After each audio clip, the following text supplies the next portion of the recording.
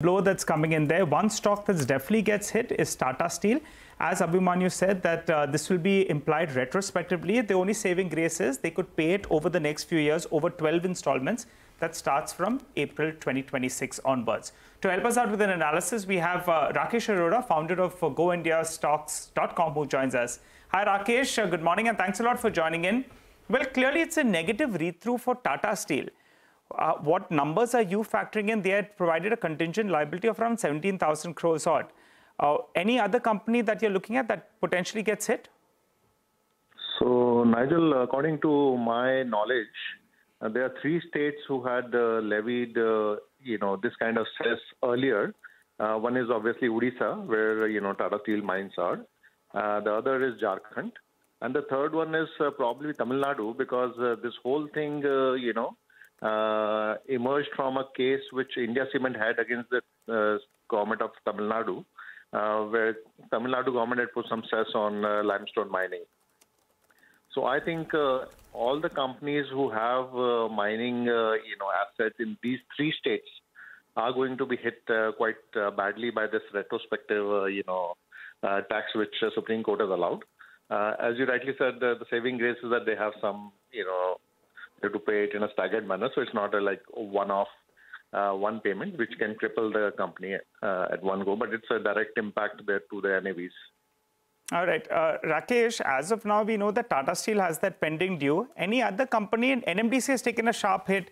My guess is that the street assumes that at the center you have a different ruling party and at the state you have a different ruling party.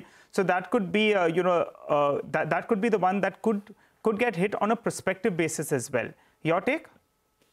Yeah, so Nigel, the total estimate for this kind of cess which is overdue, some industry analysts have put it at around 2 lakh crore, and in the Supreme Court, one of the Solicitors General had said that for the PSU companies itself, the impact is 60,000 crore. So we are talking about big numbers here, and as I told you that the companies with mining assets in these 3 states would be hit, quite badly.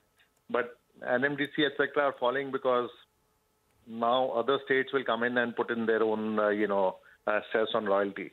So already we are seeing Jharkhand has taken a lead, and other states are now going to put it. So that's going to impact profitability across, mining industry. Any idea whether this 2 lakh crore estimate, it includes both the principal as well as interest? Because we understand that the interest will be waived off. I am not very sure about it because these are not my calculations. These were put up in the court by various agencies. So I'm not 100% sure, but I'm hoping that they would not have calculated interest and penalty actually. Oh, okay. Interesting. What about Rakesh, on a retrospective basis now, we'll have to wait by to see. Tata Steel, we know they already have got that notice, and that's why they've been providing it as a contingent liability. But on a prospective basis, states like Orissa, you have the BJP that's ruling over there as well as at the center. Some part of the street believes that, since it's the same ruling government, there is unlikely to be a tweak on a prospective basis. Do you believe that's the case, or do you believe that some of these states are starved for finances, they'll go ahead and they'll hike rates? See, I think states are mostly, in short of funds, so most of them would go ahead. But as Jharkhand has put it, it's not very high. They put in like 100 rupee per ton on iron ore, which is not very steep, I would say, but still, a reasonable impact on all the metal companies. So I don't think, there might be some leeway given to PSU companies by some state, but I don't think, every state is going to put it according to, my thought process. Okay, all right.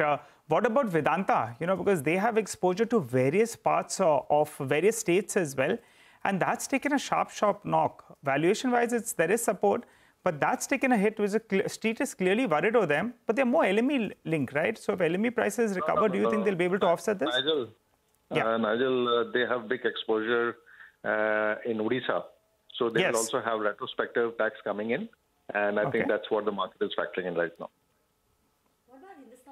Is that a stock, a company, Rakesh, according to you, which might be impacted because the stock is corrected? So Hindustan Zinc, I don't think Rajasthan had a cess earlier, but it can definitely have it in future, and Hindustan Zinc could also potentially see higher costs going forward. Okay, all right. Well, what about Coal India, Rakesh? Because, there is going to be this incremental cess that comes in there. It's not only negative for Coal India, but the cost of power as well go up. So that will be counterproductive, right? Will it be levied even on coal? As I was mentioning that, PSU companies, state government, etc., can take a lenient view, like what we saw in case of Nalco. They waived off the extra royalty on their bauxite mining. So there's a chance that PSUs might get spared a little bit, but that's just a hope that we have right now. We have to wait and see. I think what the market is missing is probably the cement companies, and especially the one in Tamil Nadu, that can have a big hit. So then, all right. So that will be India Cement as well as Ramco. These are the two big players in that area. So then it will be incrementally negative for UltraTech Cement to try to turn around India Cement. Nigel, now you are smart enough to calculate that. That appears to be the prima facie take out there. So Rakesh, just to sum things up, this is negative. The industry estimate is around 2 lakh crore odd. We'll have to wait by to see whether the PSUs get any kind of breathing space and any kind of some kind of breathing space from the government that comes in there. But for the time being, it's a negative. And also keep an eye out on cement companies, namely the ones in Tamil Nadu, which is Ramco as well as India Cements. We appreciate you joining in, Rakesh.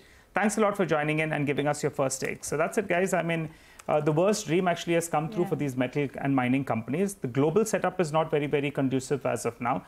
And if there's going to be additional cess that comes in from the state governments, well, that's the fear, and that's why all these stocks are lower. But let's see whether or not there is some kind of breathing space that comes in. For the timing, we know that they don't have to pay it immediately. They have to pay it in 2026 over the next 12 years or so. Just one quick question, Nigel, in case you have the details. You said Tata Steel has already made a provision of 17,000 crore. Contingent liability. So contingent liability. So that covers the entire retrospective? Yes. Okay. So they have been increasing that over the last few years. I think FY23 it was around 16,000 crores. Towards the end of FY24 it was close to around 17,000 crores, and the last recorded number was around 17,300. So every year they have been increasing that number. So it's covered. It's covered. So far it's covered. Yeah, this number is covered because they update it every year. So we know that for sure. In fact, I asked Hindalco, and we played that bite earlier today. So I asked him, what if it's done retrospectively? So Mr. Pai said, for us, it doesn't have any impact because we have not served any kind of demand as of now.